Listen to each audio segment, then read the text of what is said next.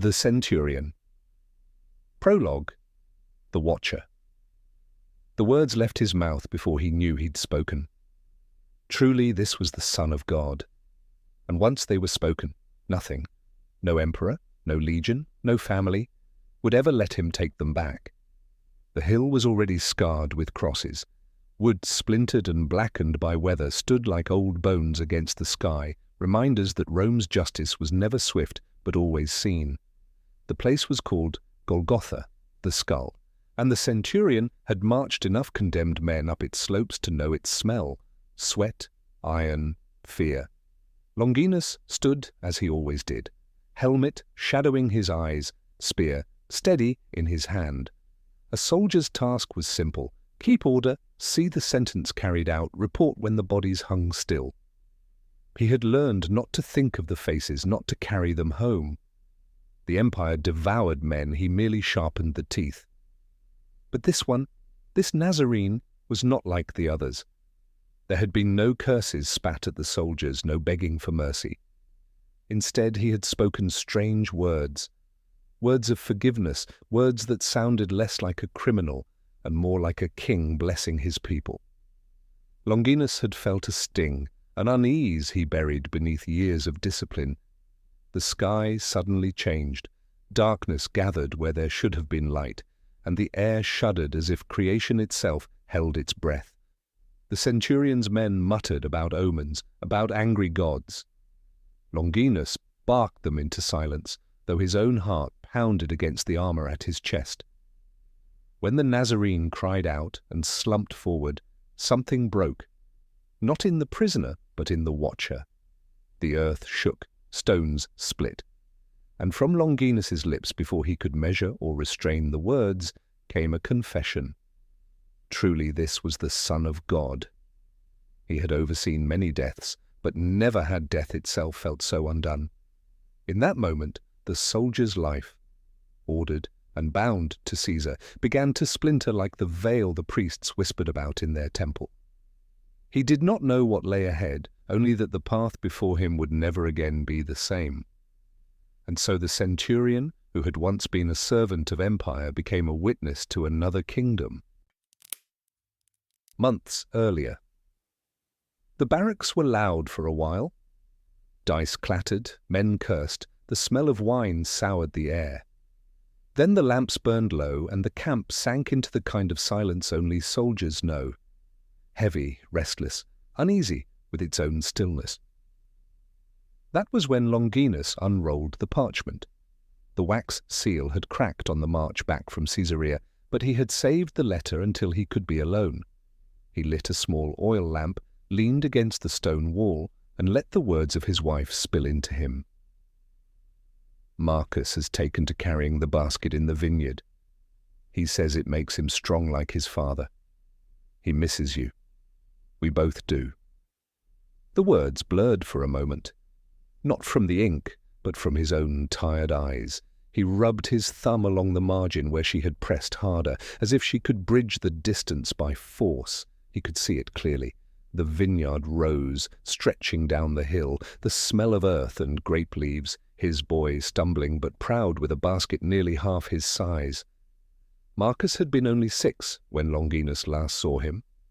How tall would he be now? How much of his face would already be changing into manhood? He folded the letter carefully, slid it back into the leather pouch he kept hidden beneath his armor. No one in the legion could know how often he read it. A centurion was expected to be as strong as iron. Orders barked, whips cracked, discipline held. Men measured their commander's strength in how little of himself he revealed. But in the dark, when only the lamp and the letter were with him, Longinus was not iron. He was a husband who had kissed his wife's hands before leaving, a father who still felt the weight of his son asleep against his chest. But all this had to be hid again in the morning, once he was up, giving his orders for Rome. The sun cleared the rooftops as Longinus strode across the yard. The men fell into line without needing so much as a look. Shields high. Hold them like your life depends on it, because it does. His voice carried across the square, clipped and even. The clang of iron against iron filled the morning. New recruits always wobbled beneath the weight of the scutum, their arms trembling. He barked at one boy from Gaul, no more than 17, to lock his elbow or risk losing it on the field. The lad flushed, but obeyed. "Centurion," muttered Cassius, one of his veterans, falling in beside him. "When was the last time you saw real battle? Not this Jerusalem patrol nonsense. A good line charge, a clash worth the scars." "Too long," came the reply. He kept his eyes on the line, on the discipline, on the order that kept them alive. "Instead we play nursemaid to priests and prophets." Cassius spat in the dust. "You hear about that Galilean? Turning water to wine, healing lepers. The locals can't stop talking about him." Longinus grunted. "Every province has its miracle workers. Rome has crosses for them all." The drills ended.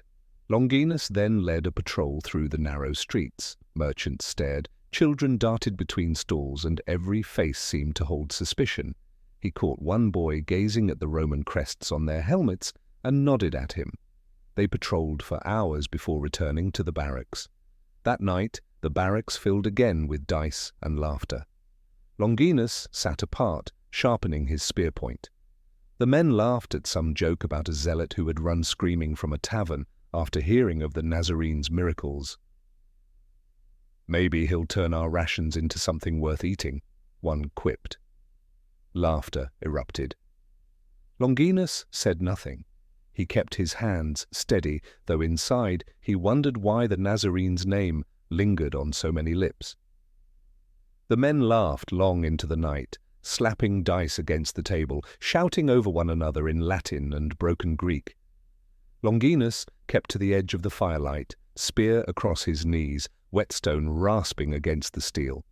"Centurion," Cassius called across the room, a grin splitting his scarred face. "What's your wager? Will this Nazarene talk the priests to death before we nail him up, or will Pilate save us the trouble?" The dice froze mid-roll. For a moment the barracks went still. Longinus looked up, eyes narrowing. "What are you saying?" Cassius leaned back, smug. "Word is Pilate's washing his hands of it, but the priests want blood. They've put this Jesus on the docket for crucifixion tomorrow, maybe the day after, and guess who's on rotation?" The laughter sputtered into silence. A few men glanced at Longinus, then back at their dice, suddenly unwilling to meet his gaze. Longinus set the whetstone down slowly. The spearhead gleamed in the firelight, sharp enough to pierce flesh with the smallest push. He didn't speak. He didn't need to. The look on his face said enough. Whatever waited on the hill of skulls would not be like the others. The body. The road back to the fortress wound between the city walls and the hillside graves. Dusk bled into the stones. Longinus walked in silence, helmet tucked beneath his arm, Cassius and Malchus, his two most trusted veterans, trailing behind. Their boots struck the ground in the rhythm of men too tired for speech. Yet silence would not still the noise in Longinus's mind. The hill, the cross, the cry. The darkness at noon, and the earth groaning as though in labor. He had seen men die 100 ways, gasping, raging, begging, but none like this. He had spoken words he had not chosen, words that felt carved into him. Truly this was the Son of God. What did it mean to confess such a thing? A centurion was meant to confess loyalty to Caesar, nothing more. A man could swear to Rome, to Mars, to the eagle of the legion, but not to a crucified Jew. And yet the words had come, and they had not left. Ahead, torches burned at the fortress gate. A squad of guards waited there, shields on their backs, spears upright. They looked restless, shifting their weight, muttering like gamblers waiting on a roll. Cassius frowned. Where are they bound at this hour? Centurion duties, orders from Pilate directly. Some priests came whining about the tomb of the Nazarene. They say his disciples will steal the body and claim he's risen. A soldier snorted. What fishermen are going to outwit Rome's army? All the soldiers laughed. Pilate wants it sealed. We are to guard it day and night. If anything happens, it will be on our heads, maybe even yours." Longinus studied them. Something in him stirred. He wanted to go, to stand by the stone they would roll across that grave, to see with his own eyes that the body remained where it was laid. But all he managed to say was, "Keep your watch." His voice was softer than he intended, but he carried on. "And keep your tongues. This man is not like others." The soldiers gave him puzzled looks, but the horns sounded, and the squad filed out, torches bobbing in the dark like fireflies scattering into night. Longinus stood watching until the last flame disappeared among the olive groves. Cassius shifted beside him. "You almost wish you were with them," he said. "Almost," Longinus admitted. He clenched his jaw. "What I saw today, if he truly was who he claimed, then not even stone and wax seals will hold him." They returned to the barracks and rested till morning. By dawn the guards were back, pale, shaken, their formation ragged. They burst into the yard as though fleeing a battlefield. One carried a broken spear, another had lost his helmet. A soldier's eyes darted like a hunted animal's. Cassius and Malchus rushed to steady them. "What madness is this?" the soldier's voice cracked. "The stone rolled away, the body gone. We felt something, light, like fire, but not burning, and men, no, not men, something otherworldly." His words tangled, useless. Another soldier cut in, voice low and frightened. "The priests came to us. They said, 'We need to say the disciples stole him while we slept.'" He spat on the ground. Longinus stepped forward. "They tried to give you money?" "They pressed coins into our hands, yes. Told us Pilate would cover for us if trouble came. Said the people must not believe he is risen." "And what did you do?" Longinus's voice was quiet, but it carried. Some looked away, a few clenched fists. Then one answered, "I threw the coins into the dust. I would sooner face the lash than say what I know is not true." Longinus's chest tightened. Here were common soldiers, raw recruits, who had seen a sliver of the truth and would rather face Rome's wrath than gain riches. He thought of his own words on the hill, unbidden, undeniable. "Then hold fast," he said, placing a hand on a soldier's shoulder. "They will threaten you, cajole you, tempt you, but remember what you saw, remember what you felt." Malchus murmured, "If even the stones split at his death, perhaps the stone of his grave could not hold him." Cassius, staring at the ground, said, "Then the empire is not ready for what comes next." Longinus turned his gaze east, where the sun pushed above the hills. For the first time in his years of soldiering, he felt no loyalty to Rome's orders, only to the strange, fierce hope that had entered the world with a dying man's cry. The secret baptism. The barracks were restless with snores and muttered curses, but Longinus sat awake with a jug of wine heavy in his hand. He had drunk enough before to blur the edges of memory, enough to dull the cries from Golgotha. Tonight the drink only sharpened them. Still his mind would not give him peace. He saw again the sky going dark at noon, the earth splitting, the Nazarene's body slumping forward, but nothing haunted him more than the words that had slipped from his own mouth like a sword unsheathed. Truly, this was the Son of God. He lifted the jug again, desperate, but the taste turned bitter. He set it down hard, the clay thudding against the table. His hands shook, the barracks groaned around him, men tossing in their dreams, dice scattered on the floor, the stink of sweat and oil and steel. At last, exhaustion pulled him down. His head sank into his arms.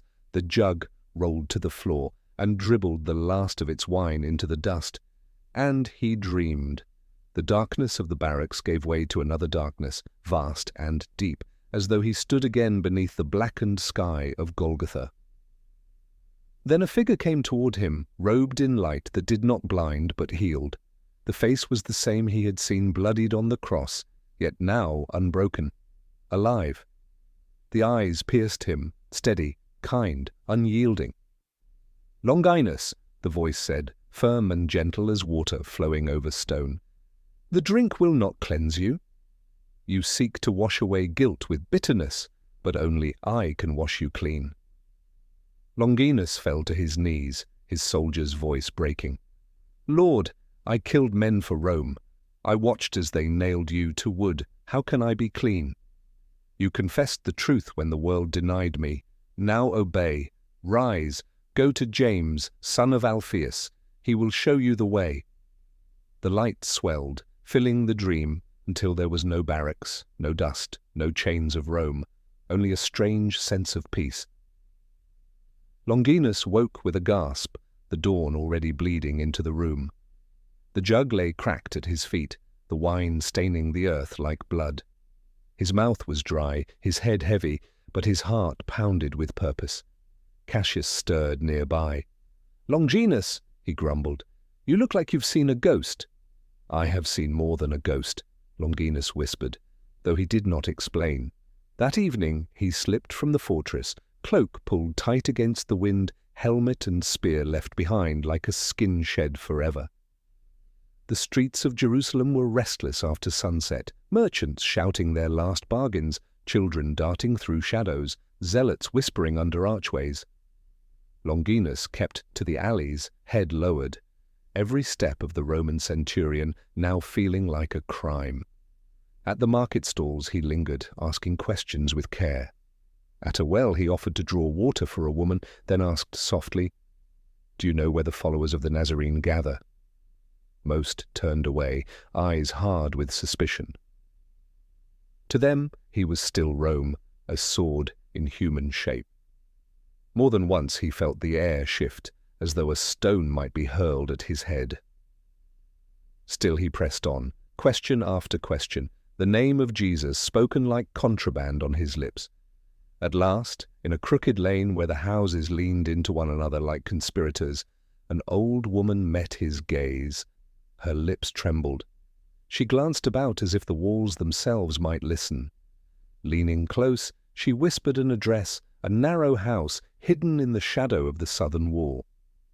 Then, without another word, she turned and vanished into the dark, leaving Longinus alone with knowledge that could change everything. He found the house at twilight. The shutters were drawn, the door barred. He knocked once with his knuckles, firm but not loud. After a moment, a voice from within. "Who is it?" "A man who was at the cross," Longinus answered. Silence. He could almost hear the heartbeat on the other side of the door. "I was told to come," he said. The latch scraped, hesitated, then lifted. The door opened a crack. A thin face peered out, eyes sharp with suspicion, then widening with fear. "You," James breathed, "you were one of them. A centurion." His hand tightened on the doorframe. "Why are you here?" Longinus bowed his head, the gesture of a man discarding rank. "Because he told me to come." James's face went pale. His eyes darted down the street, then back to the centurion towering in his doorway. The night seemed to hold its breath. "Lord, what have you done?" James whispered. Baptism, desertion, and loss. James's knuckles whitened on the doorframe, his eyes darting down the street. For a long moment he seemed poised to slam the door and vanish back into the shadows. But then his gaze returned to Longinus's bowed head, and something in him softened. "Come in," he whispered. The house was small, bare walls, a single lamp. James moved like a man walking against a storm, his every gesture hesitant. He poured water into a basin and set it on the floor. "I do not understand this," he said. "Why would the Lord send you, one who drove the nails, who pierced his side?" Longinus did not raise his eyes. "I cannot answer that. I only know he spoke my name." The silence deepened until even the lamp flame seemed to hesitate. At last James knelt, dipped his hand into the basin, and lifted the water. His fear had not vanished, but obedience steadied him. "In the name of the Father, and of the Son, and of the Holy Spirit," he said, and he poured the water over the soldier's brow. Longinus felt it strike like a blade and heal like balm. The weight of years, the faces of the condemned, the clamour of Rome's orders, the lash of his own discipline slid from him like broken armour. When he rose, he was still a soldier in body, but no longer in allegiance. Tears blurred his sight. James looked at him as though seeing a stranger. Longinus left the home, knowing the barracks would no longer hold him, nor the oath to Rome bind him. He slipped away that night, his spear and armour left behind like a snake's shed skin. The news travelled faster than he did. Whispers carried it from garrison to village, from market to vineyard. The Centurion has deserted. He follows the Nazarene. He has betrayed Caesar.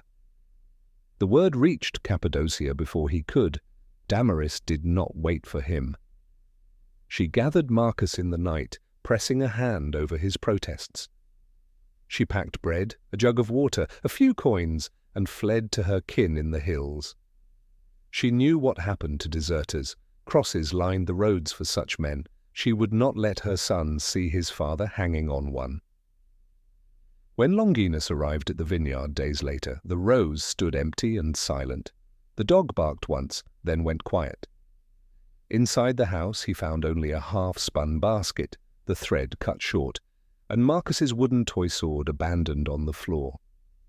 He stood in the doorway for a long time, the silence heavier than chains. At last he set down his pack, crossed the room, and picked up the toy sword.